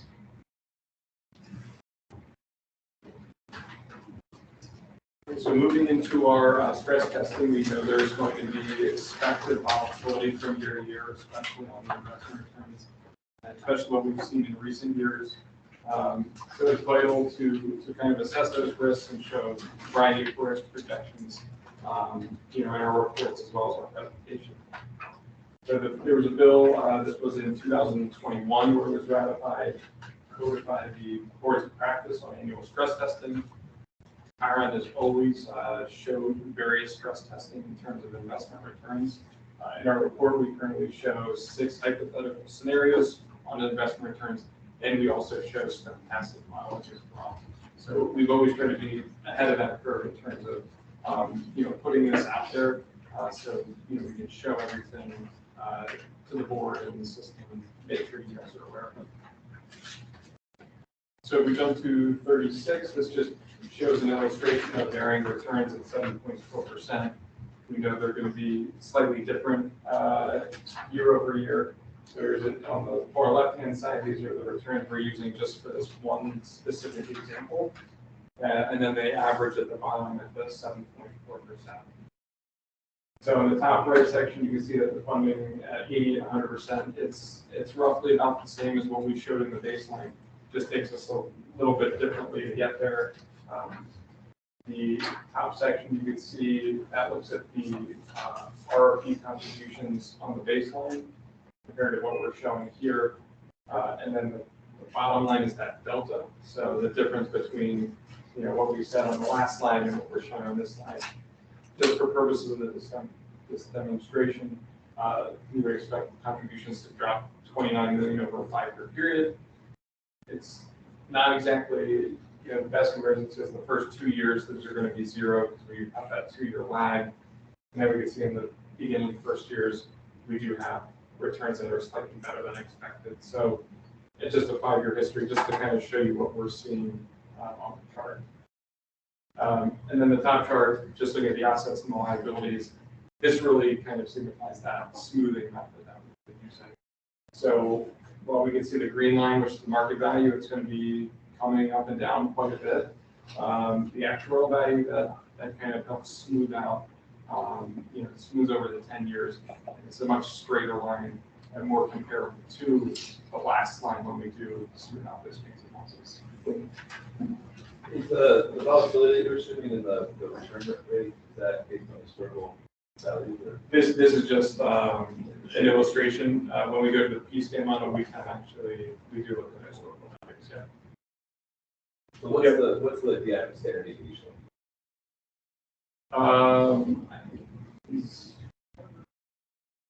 Yeah, I think we just pick. Oh, you just pick. Yeah, this is You just messed around. Yeah, this is just what was this? Yeah. It was on the illustration to show how the market value. Yeah.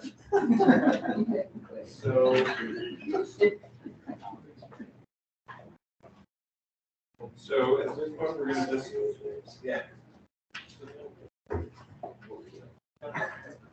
We're going live now? yes. Oh, I got it. We're going to go to the live model. Which is always fun as well. There we go.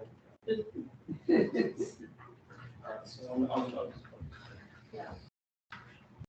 Okay, so what we're looking at is the same picture that we showed on the baseline RRP projections, just in our live model, again, the 7.4% year over year, and the projections getting to 136%. One thing I know we like to look at is just historical returns. So I'll just put these in from, again, this is just from 1999, historical reviews started in 1999, where there was a slightly good year at the end of the 90s, followed by, we had the dot-com bubble, negative 20%, that's the financial crisis, and then obviously, the pickup since then, that negative 20%. And what we can see here is that the funded ratio is the 80-100%. The targets do move back a few years, but again, a lot of that has to do with those negative returns at the beginning and then the financial crisis. But even with that, we still get to 100% funded in 2037. We're obviously going to see a lot of fluctuation in the market value, but again, the assets tend to be smoothed out over that time period. And it's hard time seeing it, but it's a positive year so late that it really has very little impact. It's not making a good year. Yeah, so especially in the earlier years, if you do have a downturn in the market, it takes a little bit longer to recover. And we can see what happens with the contributions and compared to the baseline, go back and forth. The baseline contributions versus the blue line, that stays relatively stable, assuming returns are met. What happens if you have a lot of those negative years at the beginning, we do see those contributions tend to move up a little bit. That helps pay for that, those negative returns in those beginning years. So this is saying basically the next 20 years have a dot-com bubble and a great recession and COVID, this is cool. Yeah, we probably didn't get the COVID pandemic, but we did use the 12%.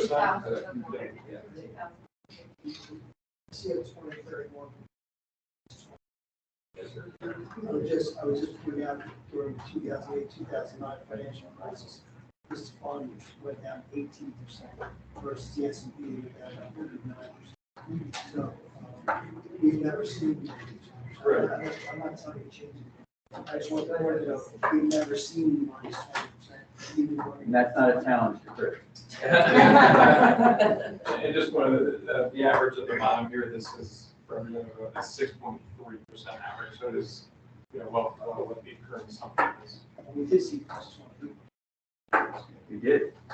Right, and to Nick's point, I mean, somewhat perversely, if you included COVID, that actually, the market actually did well.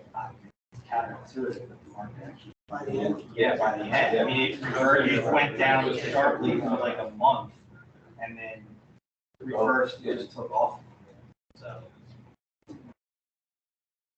And then I just wanted to show another example. These are good returns, so I just moved up about 5 years, so we've kind of passed up that down bubble. And I just wanted to illustrate here is what, if there was that negative 20% return, you can see the first 4 years are relatively stable. And we get that negative 20% return here in 2027. So even though there is that drop off in the funded ratio, only 5% on an actuarial basis would be much larger on a market value basis. The plan is in a much better position to move past that and then regain that those losses moving forward. Or we can see in that situation in 2035 in terms of reaching 100%. So 2 years. So it would just be a 2-year difference. That goes back to the risk match. Exactly. Yeah. So the plan is in a much better position to deal with something if it were to happen in the next couple of years. Even if something like this happened, you can still see that the RRP contribution, that new line is still relatively flat. It's going up a little bit, and the economy is otherwise.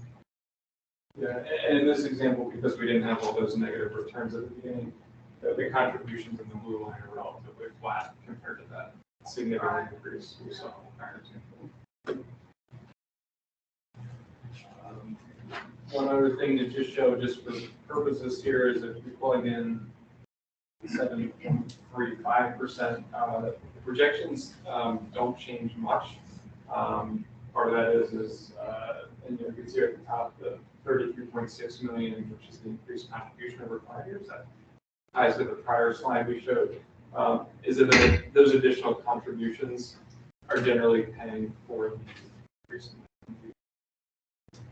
in the assumed investment return. That's why you're going to see the charts look relatively similar to what we showed at 7.2%. Are there any questions or any scenarios the board would like to see with our live model or any more discussion on this one? But we're good, thank you. All right, perfect. So we will move.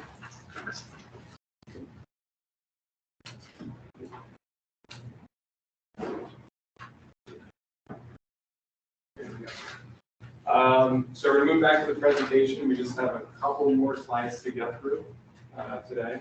The first one is an update on the PAF distribution. So as a reminder, last year there was about $37.4 million distributed. The current balance for this year is about $34.3 million.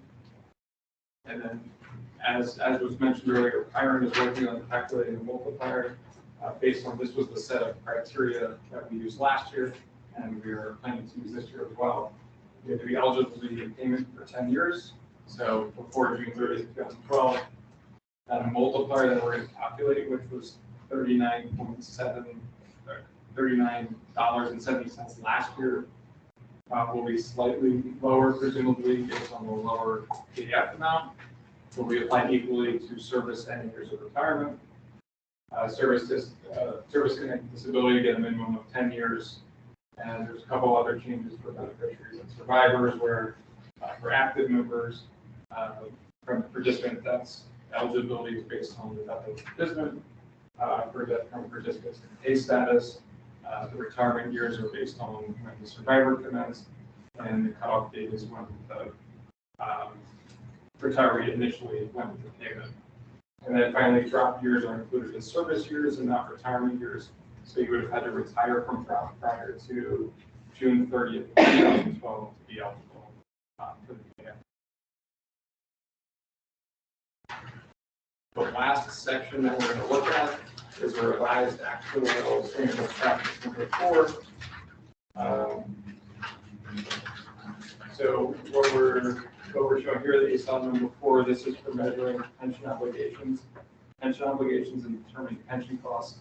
So actuaries in the United States, we follow these ASOPs in terms of guidance and methods and techniques to use in our evaluations. So this was revised effective for measurement dates after February 15th of this year, which I guess was a couple of weeks ago. And it's first going to be effective for the July 1st, 2023 evaluation. There was 3 major changes to this. The first one, including disclosing this low default risk obligation measure. Also, we call it LD-ROM. We're going to talk about that on the next slide. The other 2 things are things that the system and the Philadelphia are already complying with. Assessing the implications of the funding policy.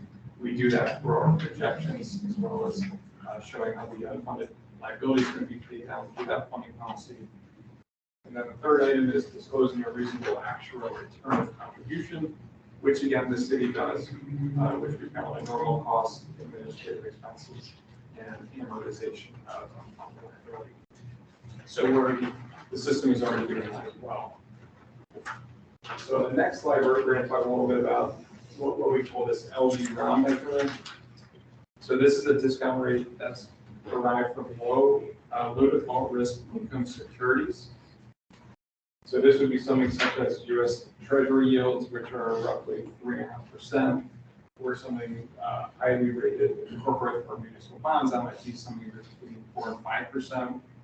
So of course, you might be thinking those are much lower than the assumed investment return for this assumption, which they are, if you prefer using 7.4%. So that would show a significant increase in the liabilities.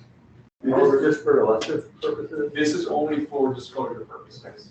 So this has no impact on the funding of the program, the funding requirements, the liabilities we use, or even the gas reporting that we also do as well. What we'll likely do is add this maybe to our risk section with kind of an explanation of why we're showing this, why we're disclosing. Oh, it's another step, yes, right. Exactly. It's something the people who work on the ASOPs, they've been pushing for in terms of just disclosing what that is. And the last slide here, this is kind of the takeaway of what this is. It's essentially the expected reduction in the taxpayer costs from investing in a diversified portfolio. So obviously this system, the investment managers, the asset allocation is diverse. So we're expecting to meet a higher return than investing just in U.S. Treasuries, for example. So this is kind of the difference between doing that and using a diversified portfolio. Brent? Yeah. When it says treasury yields, is there a definition of like, are they talking about 1-year yields, 20-year yields? I was just saying to Rob, if you had done this 2 years ago, when interest rates were like negative, in certain countries or zero, I mean, are they talking about a certain length of time for these corporate treasury bonds, or is it kind of like left up to the board of action? So for other types of pension plans, single employer and multi-employer, we have to use different types of discount rates that are published by federal agencies. So it would be something already probably published under the Pension Benefit Guaranty Corporation. So it's something more in the range of 3.5%. Yeah, but there's a little wiggle room in the guidance of what we can use. Again, it was just implemented, so we haven't determined maybe as a company what we're going to use. Yep. And that's just something we obviously want the board to be aware of, that you see it in the report, it's no longer what it is. This is why we're showing that going forward. So with that. Once you develop your statement report, use you send that to Chris and I, so we can have an idea of kind of what you're using. Absolutely. What it compares to our fixed income. Absolutely. As you know, as Chris was doing, fixed income was eating or coming together, and in some cases worse than equities. So that, I mean, you're going to put a negative number in there? No. That's kind of what we're doing. Yeah. It's hard.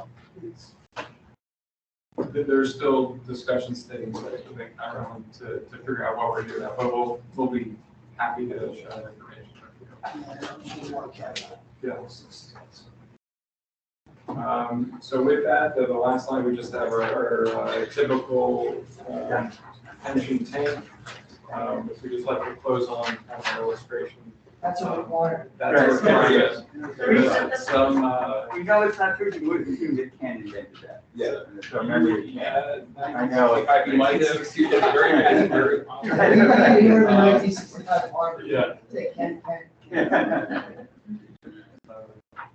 So can you talk about what's next for you, how do you finalize this, what you need from us, when you need to file with the state, so we all know that? Sure. So we do Act 205 forms every other year. That's not a requirement this year, so we don't have to do that this year. So in terms of finalizing the report, I think we either just need an adoption of the report, or if there's any changes to the discount rate as well, we would just need to know that as well. And then once that's all finalized, we can go ahead on the list of reports. Okay. It's really helpful when we do it in February, especially when they have to file it, because then they only have 2 or 3 days. Right. So with the state, Yeah, so without the Act 205 deadlines, we don't have the tight deadlines, but so that makes it a little bit easier this year. So if anyone would like to make a motion, we should. Any other discussion or questions or motion? I'll make the motion with the assumed rate, drop it by 5 basis points to 7.35%. It's been moved and properly seconded that we drop the single grade return to 7.35 on full roll. Diana, Brian, Nick, Nessa, Marcia, Roosevelt, Paul, Carol, motion carries. Thank you very much. So, Rob, Do we need to? adopt the report? Yeah. So I make a motion and we adopt the report from Chevron. Actuary company. Moved and properly seconded that we Rob, just to confirm, that was for this valuation 2022? Or for the discount rate change? 23. So we went to Or 7.23. 23, Yeah. or 23, okay. 23, yeah. You might want to amend it. That's not Well, It's okay, for 2023. 23, okay, perfect. okay, so it's moved and properly seconded that we adopt the report. I'll call roll. Diana, Brian, Nick, Vanessa, Marcia, Roosevelt, Paul, Carol. Motion carries. This is the presentation. The actual report will be distributed to us usually in March. Usually by the end of March. This is their presentation. It's not public. So we want to change it from report to presentation. Well, yeah, the actual report is, I would say 80, 90 pages, probably double, no more than double the size of this one. No information, or all specific stress testing. Okay. That's fine. That's fine. Now, so I think we are now moving on to agenda item 3. Thank you very much. Yeah, thank you for your time. And Mr. President.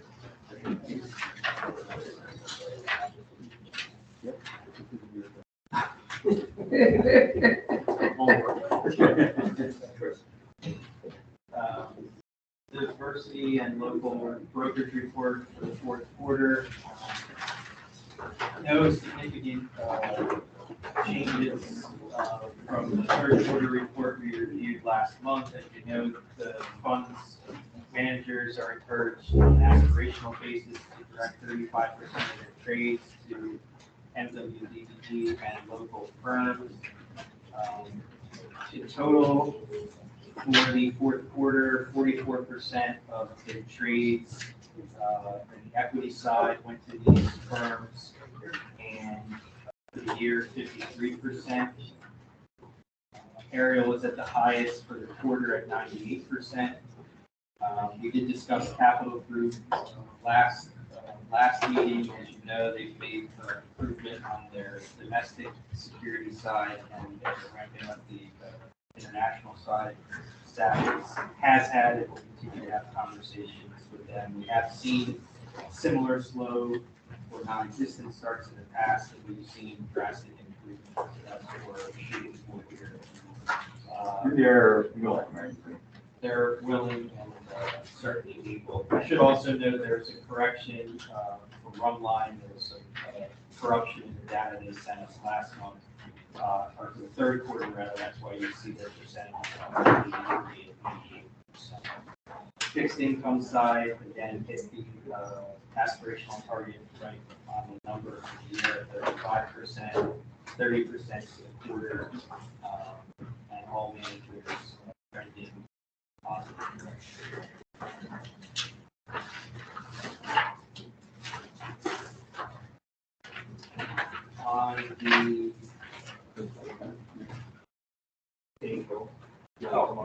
On the on the flash report for the month of January, and we did receive the estimates yesterday through the 21st of February. But for the month of January, positive month for the board, 4.8%, right in line with the benchmark. All asset classes, with the exception of infrastructure, either matched or exceeded their respective targets. No actual concerns or recommendations with any manager. You'll see SGA was removed, all assets with the exception of that one person that we have been transferred. Obviously, you've seen a lot more volatility this month, and that's including today. Market started off a couple hundred points last I looked. It's already reversed. We covered some of the reasons in the from the weekly updates yesterday, but we continue to see interest rate uncertainty. There's a lot, the Fed minutes were dissected pretty heavily yesterday.